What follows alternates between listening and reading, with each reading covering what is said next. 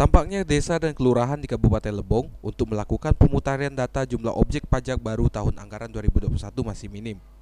Sampai dengan hari ini, dari 93 desa dan 11 kelurahan di Kabupaten Lebong, tercatat baru 4 desa dan 2 kelurahan saja yang sudah menyampaikan laporan data objek pajak baru tersebut, yaitu Desa Erkopras, Desa Talang Kerinci, Desa Maneblau, Desa Gandung Baru, serta Desa Topos dan Kelurahan Pasar Muara Aman.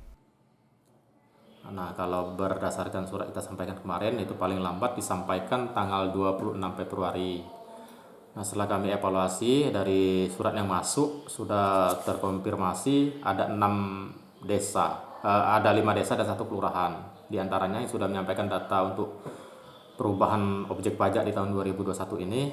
Yang pertama Desa Erkopras, kemudian 2 Desa Talang Kerinci, 3 Desa Maneblau, 4 Desa Gandum, 1 Kelurahan Topos dan Kelurahan Pasar Muara Aman. Jadi ada 2 kelurahan dan 4 desa. Nah, terhadap yang 2 kelurahan dan 4 desa ini akan kami tindak lanjuti ke pihak desa dan kelurahan masing-masing untuk dilakukan semacam verifikasi di lapangan. Dijelaskan terkait pembayaran PBB P2 online, secara regulasi masih dalam proses, namun perjanjian kerjasama atau PKS masih belum ditandatangani. Selanjutnya, jika selesai ditandatangani oleh pihak yang bersangkutan, PBB P2 secara online bisa diterapkan pada tahun ini. Mengingat manfaat dari pembayaran secara online ini mempermudah masyarakat wajib pajak untuk membayar PBB P2 bisa melewati ATM atau mobile banking. Insya Allah ini sebenarnya secara regulasi masih dalam proses, namun untuk sistem mungkin sudah disediakan dari pihak Bank Bengkulu. Selanjutnya kalau sudah nanti ditandatangani PKS-nya atau perjanjian kerjasama, mungkin bisa langsung transaksi dilakukan di tahun 2021 ini.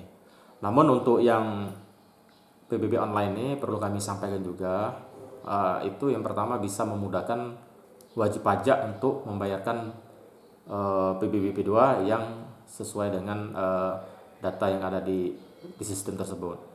Misalnya mereka ada berapa SPPT, nah itu bisa dilangsungkan secara mandiri, tidak perlu melalui pihak desa dan kelurahan. Nah, namun untuk secara umum, pemerintah Kabupaten Lebong tetap difasilitasi oleh pihak desa dan kelurahan, karena ini tidak mungkin seluruhnya wajib pajak ini menggunakan HP Android diantaranya kan.